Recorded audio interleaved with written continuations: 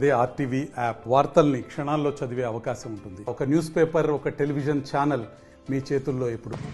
గత ప్రభుత్వం ఏదైతే ఆ రోజు కొత్త కలెక్టరేట్ నిర్మాణం కావచ్చు, కమిషనరేట్ నిర్మాణానికై ఆ రోజు దుద్దెడ, రాంపల్లి గ్రామస్తుల ఈ గ్రామాల పరిధిలోని ల్యాండ్ను అక్విజిషన్ చేయడం జరిగింది. దాదాపు సుమారు 357 ఎకరాలు ఆ రోజు ల్యాండ్ అక్విజిషన్ జరిగింది. కానీ వాస్తవానికి అందులో కమిషనరేట్ కానీ కలెక్టరేట్ కానీ సుమారు దాదాపు 50-60 ఎకరాలు మాత్రమే వాడడం జరిగింది.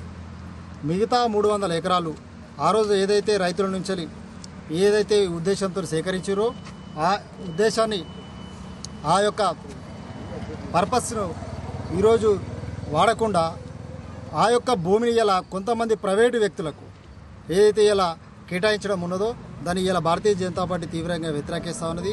ఇలా రైతులందరూ కూడా ఇలా ఆవేదన చెందుతూ ఉన్నారు. వాస్తవానికి ఇలా వాళ్ళకు రావాల్సిన నష్టపరిహారం ఇప్పటికి కూడా వాళ్ళకు పూర్తి స్థాయిలో అందలేదు. వాళ్ళకు న్యాయం చేయకుండా ఏదైతే ఆ భూమిని మిగతా వ్యక్తులకు, ప్రైవేటు వ్యక్తులకు ఈరోజు కేటాయించడానికి ఇక్కడ రైతులు చెప్తా ఉన్నారు. దీనిని భారతీయ జనతా పార్టీ తీవ్రంగా వ్యతిరేకిస్తున్నది. ఖచ్చితంగా మేము రైతుల పక్షాన భారతీయ జనతా పార్టీ నిలబడుతుంది. ఈరోజు దీని వెనుక నేను గత ప్రభుత్వం ఏదైతే ఈ ల్యాండ్ అక్విజిషన్ చేసిందో ఇదే కాదు, ఇంకా అనేక విషయాలు ఈ జిల్లా లోపల ఉన్నాయి. ఇలా ల్యాండ్ అక్విజిషన్ పేరు మీద, ఇలా ప్రాజెక్టుల పేరు మీద కావచ్చు, లేకుంటే ఇలా ప్రభుత్వ ఏదైతే బిల్డింగ్లకు ప్రభుత్వ పర్పస్లో ఏదైతే ల్యాండ్ అక్విజిషన్ చేసిందో దాని ఉద్దేశాన్ని పక్కకు పెట్టి దాని వెనుక అప్పుడున్న అధికారులు దాన్ని వ్యాపారం చేసిరు. దాన్ని పక్కదారు పట్టించిన ల్యాండ్ని కూడా చాలామంది వాళ్ళకు కావాల్సిన వ్యక్తులకు రిజిస్ట్రేషన్లు చేసిరు. కాబట్టి దీనిపైన సమగ్ర విచారణ చేయాలని చెప్పేసి ఇలా భారతీయ జనతా పార్టీని ఈ ప్రభుత్వాన్ని డిమాండ్ చేస్తూ ఉన్నది. గత ప్రభుత్వాలు ఈ అక్రమాలు చేసిందని ఆ ప్రభుత్వాన్ని ప్రజలందరూ తిరస్కరించి ఇలా ఈ ప్రభుత్వాన్ని ఎన్నుకున్నది. మళ్ళీ ఈ ప్రభుత్వం కూడా వాళ్ళ దారిలోనే పయనిస్తూ ఉన్నది. కాబట్టి నేను ఇలా అధికారులకు ఇలా రిక్వెస్ట్ చేస్తూ ఉన్నాను.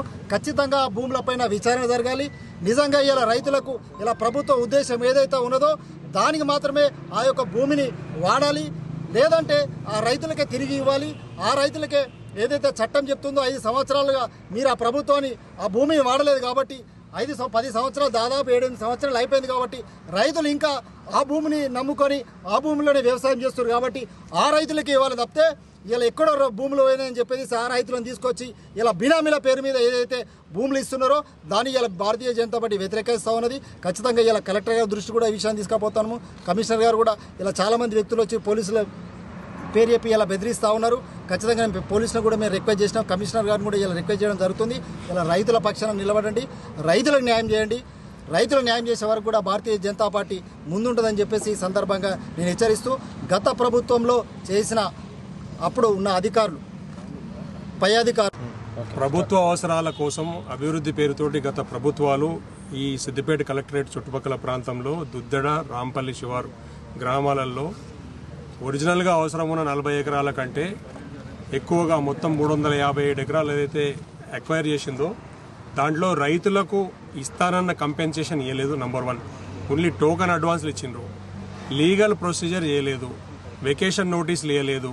5 సంవత్సరాల లోపల ఇక్కడ గవర్నమెంట్ కంపెనీలు వస్తాయి, గవర్నమెంట్ ఆఫీసులు వస్తాయి, మీకు ఉద్యోగాలు ఇప్పిస్తాము, మీకు ఇండ్లు కట్టిస్తాము. కేసీఆర్ చెప్పినట్టు ఎట్లా ఏమైనా ఇప్పుడు సూట్ కేసు పట్టుకొని మీరు అలా పోవాలి, ఇల్లు రెడీగా ఉంటుంది, అన్నిటితో ఇస్తామని చెప్పిండు. ఇల్లు రాలేదు, ప్లాట్లు రాలేదు, కంపెన్సేషన్ డబ్బులు రాలేదు. మార్కెట్ విలువ 1 కోటి రూపాయలు ఉంటే ఇక్కడ 5 లక్షలు 8 లక్షల కాడికి ఇచ్చి అందరినీ ఎల్లగొట్టిండ్రు. కొందరిని గన్ పాయింట్లు పెట్టి బెదిరించారు అప్పుడు పోలీసులు. అప్పుడున్న కలెక్టర్ వెంకటరామరెడ్డితో సహా సిస్టమ్ అంతా కూడా వ్యతిరేకంగా పనిచేసింది.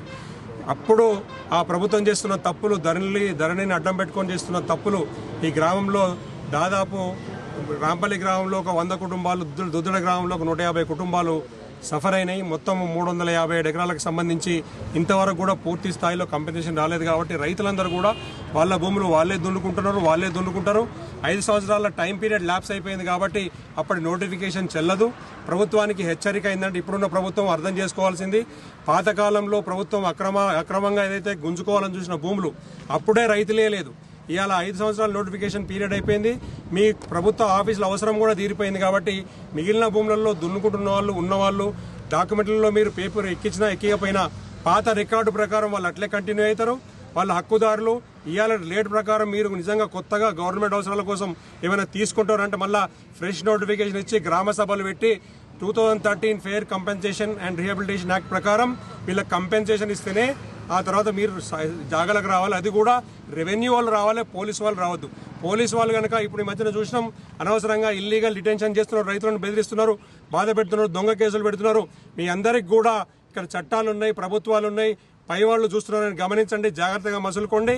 దొంగ కేసులు పెట్టినా కానీ, రైతులను బెదిరించినా కానీ మీ ఎంబడి భారతీయ జనతా పార్టీ పడుతుంది. ఇవాళ రైతుల పక్షాన, ప్రజల పక్షాన భారతీయ జనతా పార్టీ నిలబడుతుంది. మీకు అందరికి కూడా ఒక హెచ్చరిక ఏంటంటే, కొత్త నోటిఫికేషన్ మీరు ఇష్యూ చేసి పర్పస్ రిజాల్వ్ చేసి గవర్నమెంట్ పర్మిషన్ తర్వాత హైకోర్టు పర్మిషన్ తీసుకొని ఇక్కడికి వస్తేనే ఈ జాగాలకు రావాలి. మీరు అనవసరంగా బల ప్రయోగం చేసిన కబ్జాదారులందరికీ కూడా హెచ్చరిక ఏంటంటే, దొంగతనంగా వస్తే ఇక్కడ మీకు ట్రెస్పాసింగ్ కేసులే కాదు, దెబ్బలు కూడా తింటారు. జాగ్రత్తగా ఉండాలని మేము చెప్తున్నాం. మరిన్ని వీడియోస్ కోసం ఛానల్ ని సబ్స్క్రైబ్ చేయండి, లేటెస్ట్ అప్డేట్స్ కోసం వాట్సాప్ ఛానల్ ని ఫాలో చేయండి, అండ్ లింక్ డిస్క్రిప్షన్ లో ఉంది.